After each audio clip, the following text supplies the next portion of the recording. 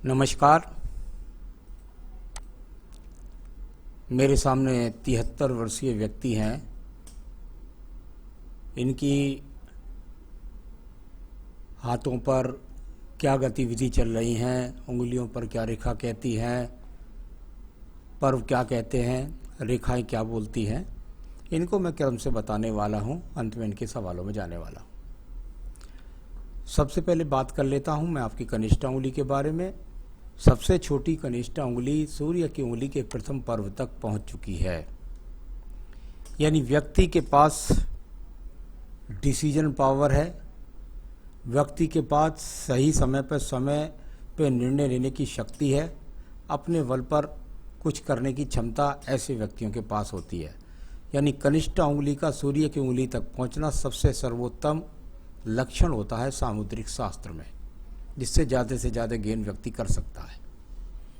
प्रथम पर्व यदि मैं देखता हूँ मानसिक पर्व होता है। मानसिक पर्व पर यदि मैं देखता हूँ तो कोई ज़्यादा खटाव वाली रेखा नहीं है, यानी मानसिक स्थिति को कंट्रोल में रख सकता है व्यक्ति वर्तमान की स्थिति में। दूसरा पर्व आपकी व्यवहार के अंदर क्रोध को दर्शाने वाला या उत्तेजित होकर के गलत काम करने वाला ऐसा भी पर्व यहाँ पर नज़र नहीं आता। तीसरे पर्व पर खड़ी हुई रेखाएं मित्रवत रेखाएं, यानी कुल मिलाकर के जैसी भी स्थिति है आज भी धन के आगमन आपके पास निरंतर रूप से बने हुए हैं। मैं बात करता हूँ आपकी सूर्य की उंगली के बारे में। सूर्य की उंगली पर कुछ माइनस रेखाएं मुझे हल्की हल्की चमक रही हैं।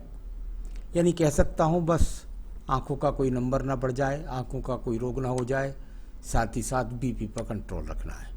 सेकंड पर्वत पर माइनस रेखाओं का लगना, यानी कुल मिलाकर राज्य सरकार से संबंधित कार्यों से लाभ प्राप्त ना करना। और तीसरा जो संकेत है वो यहाँ पर सूर्य का जो कारक तीसरा होता है, तीसरा पर्व जो होता है वो पिता से संबंधित होता है। सामान्य रूप से लाभ, सामान्य रूप से सपोर्ट दिखलाने वाला ये पर्व है। मैं बात करता हूँ आपकी शनि की उंगली के प्रथम पर्व के बारे में। स्थायी रोगों से किसी भी प्रकार के नुकसान के लिए देखा जाता है इस पर्व को। थोड़े बहुत रोगों का प्रवेश हो चुका है। सेकंड पर्व देखा जाता है धन की स्थितियों के लिए। अगर सेकंड पर्व पर देखता हूं तो अभी कोई धन के स्रोत के ज़्यादा, कुल मिलाकर सामान्य स्रोत हैं आपके द्वारा, आपकी मेहनत के द्वारा कोई ज़्यादा यहाँ पर खड़ी हुई रेखा नहीं रह गई है, तो सामान्य स्रोत आप धन के बना सकते हैं। और तीसरा पर्व जाना जाता है परिवार को सही सलाह दे करके परिवार का पालन पोषण करना, तो वो अपने आप में यथार्थ ठीक है। अब बात करता हूँ मैं आपकी बृहस्पति की उंगली के प्रथम पर्व के बारे में। काफ़ी काट पाट की रेखा है। शुगर कैलेस्ट्रॉल को लगातार अपने चेकअप में रखिए, खान पान पर नियंत्रण रखिए। सेकंड पर्वत पर इस तरह की रेखाएं हल्की हल्की काटने वाली हो जाती हैं। थोड़ा सा पति पत्नी के बीच में हल्के फुल्के हंसी मजाक माहौल के वाद विवाद भी होते रहते हैं, इस तरह का संकेत है। तीसरा पर्व यानी कुल मिलाकर संतान से संबंधित जब राहु रेखाएं लग जाएं तो थोड़ा स्वतंत्र विचार की होती है संतान, जो बाप को आपकी को अवॉइड कर सकती है। चलिए, तो ये मैंने आपकी उंगलियों के फल को बोला है जो वर्तमान में गति चल रही है। बुध पर्वत पर बहुत पॉजिटिव रेखा आपके पास है। ये वाणी की शक्ति के साथ साथ आपके अंदर धन के आगमन को निरंतर मजबूती से प्रवेश दिलाने वाली रेखाएं हैं। यानी आपके जीवन के अंदर ये वो रेखाएं हैं जिससे ज़्यादा अच्छी रेखाएं बुध पर्वत पर होती ही नहीं हैं। यानी कुल मिलाकर सारे संसाधन को वर्तमान की स्थिति में मजबूती से दिखलाती है। बात करता हूँ आपके सूर्य पर्व के बारे में।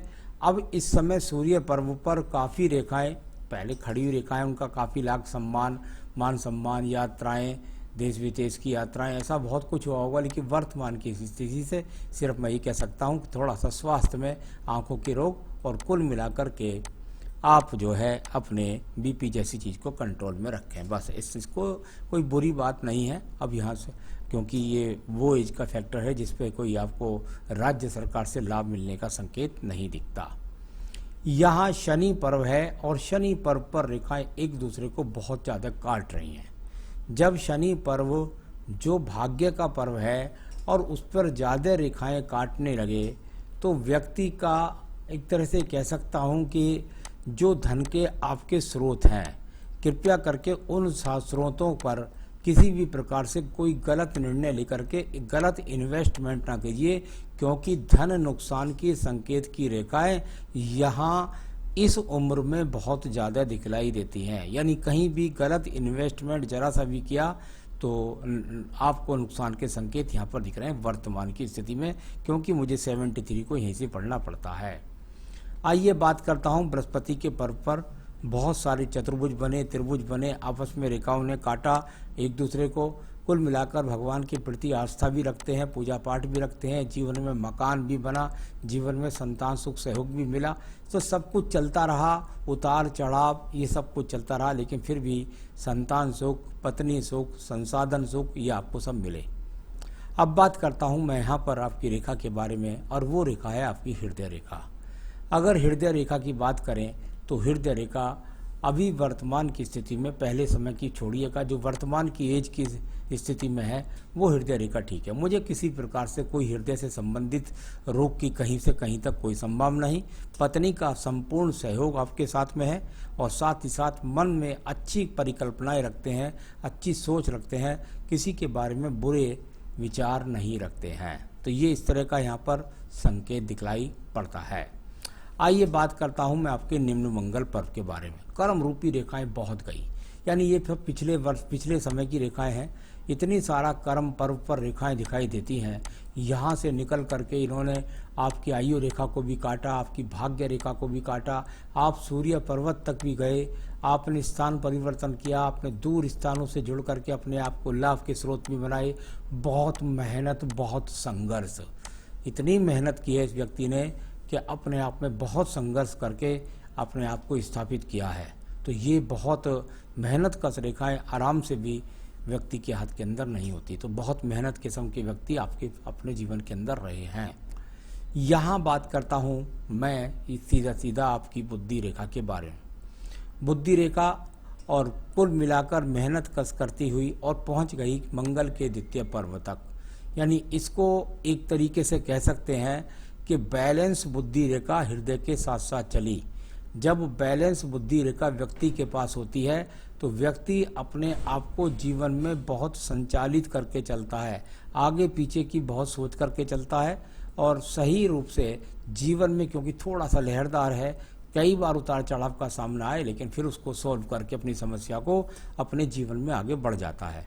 तो इसको बहुत सारी रेखाओं ने काटा था। राहु रेखाओं ने जो मंगल पर्वत से निकली थी, आपने अपने जीवन के अंदर बहुत सिद्ध किया अपने आप को मेहनत करने के बाद। द्वितीय मंगल पर्वत पर बहुत खराब रेखाएं हैं, यानी इतनी काट फाट की रेखाएं द्वितीय मंगल पर्वत पर होना, झगड़े, झंझट, मुकदमे, कोर्ट कचहरी, ये सब देखा जाता है। तो मैंने हजारों एपिसोड में बताया जब जब मंगल का द्वितीय पर्वत ज़्यादा पीड़ित होगा तो कोर्ट कचहरी, मुकदमे, इस तरह की स्थिति का सामना व्यक्ति को करना पड़ता है।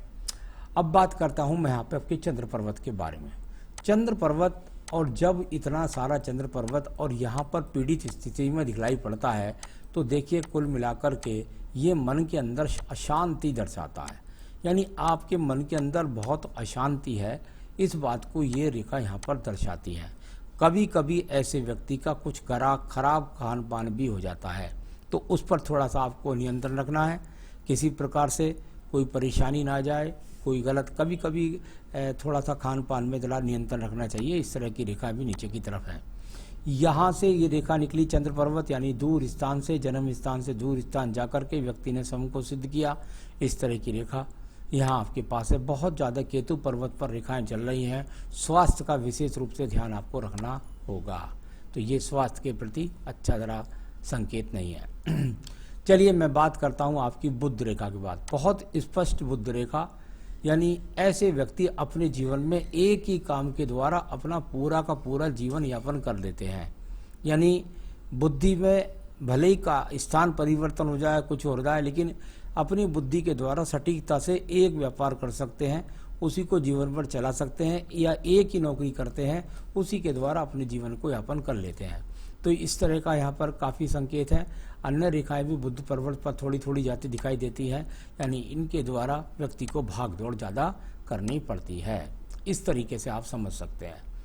आइए बात करता हूँ आपकी यहाँ पर मैं भाग्य रेखा के बारे में। इसमें 35 वर्ष से पहले हल्का सा दीप लगा था, यानी 35 वर्ष तक काफ़ी स्ट्रगल रहा होगा।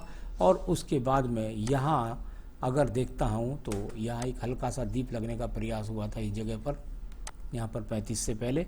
तो ये अपने आप में यहाँ तक ज़्यादा संघर्ष, और उसके बाद में व्यक्ति ने स्वयं को स्थापित किया, इस तरह की रेखा आगे तक चली गई।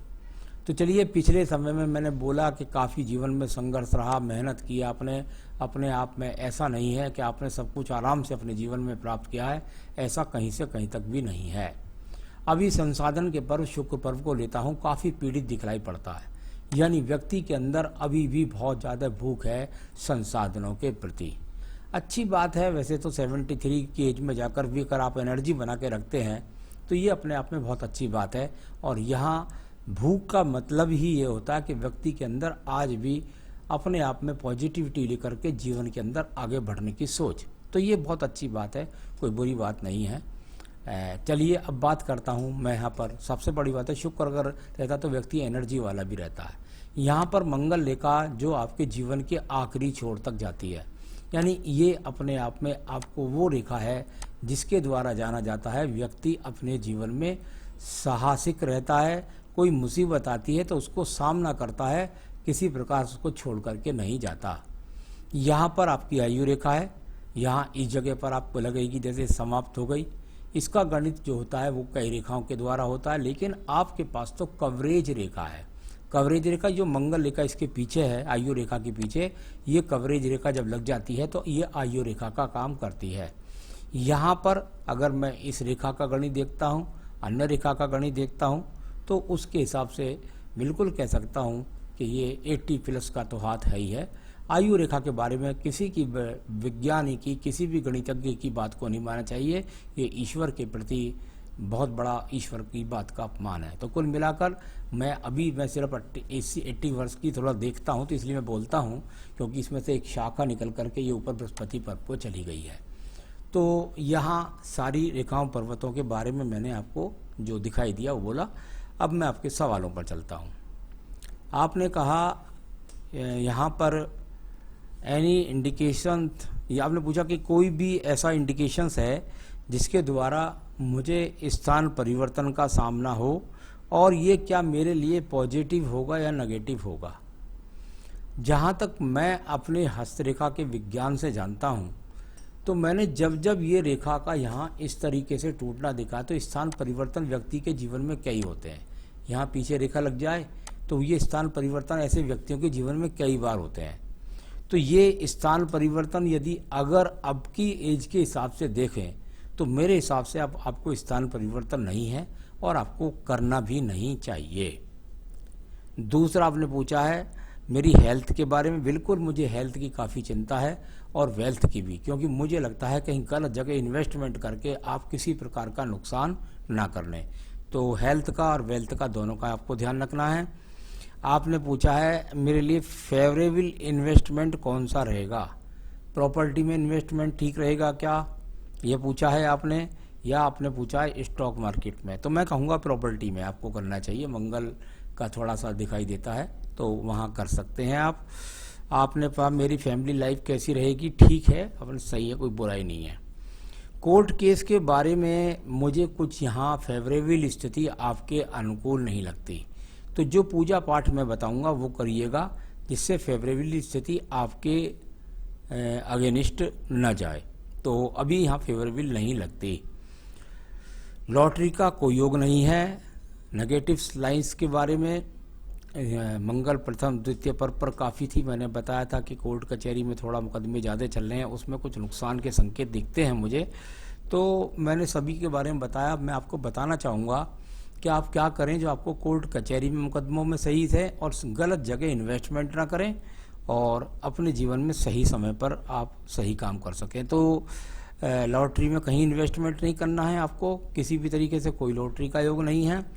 आपको करना है, अगर आप चाहते हैं कि भाई मेरे को मुकदमों में विजय प्राप्त हो, तो निश्चित रूप से आपको मंगलवार और शनिवार के दिन, चाहे भले ही और दिन ना करें, लेकिन मंगल शनिवार के दिन आप सुंदरकांड का पाठ अवश्य करें। तो कुल मिलाकर आप अपने घर के स्थान पर कर सकते हैं या हनुमान जी के मंदिर में कर सकते हैं, जो आपको कोर्ट कचहरी मुकदमों में विजय प्राप्ति दिलाएगा। तो वो तो आपको सुंदरकांड का पाठ करना है। और साथ ही साथ आपको अपने स्वास्थ्य के लिए आपको विशेष रूप से ध्यान रखना है। तो स्वास्थ्य के लिए मैं कहूँगा कि आप अगर हो सके तो देवी कवच दुर्गा सप्तशती में होता है, उसका आप रोजाना देवी कवच का नित्य आप पाठ कीजिएगा। दुर्गा सप्तशती में है देवी कवच, उसका नित्य आप पाठ कर लीजिए। ये दोनों पूजा कर लीजिए, आपका स्वास्थ्य भी ठीक रहेगा, धन के आगमन भी बनेंगे, मुकदमों में विजय प्राप्त होगी। और यदि कोई रत्न आप पहनना चाहते हैं तो मेरे हिसाब से आपको रत्न पहनना चाहिए पुखराज। तो ये सब आप कर सकते हैं। यहाँ पुखराज चाहें तो मुझसे मंगवा सकते हैं, मैं आपके स्थान तक पहुँचा सकता हूँ। नमस्कार।